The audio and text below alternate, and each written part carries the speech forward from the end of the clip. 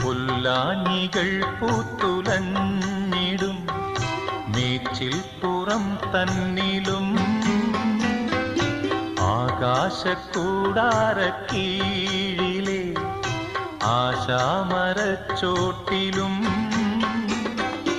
ഈ പാഴ്മുളം തണ്ട് പൊട്ടും വരെ ഈ ഗാനമില്ലാതെയാകും വരെ കുഞ്ഞാടുകൾക്കെന്നും കൂട്ടായിരുന്നിടും ഇടയന്റെ മനമാകുമീ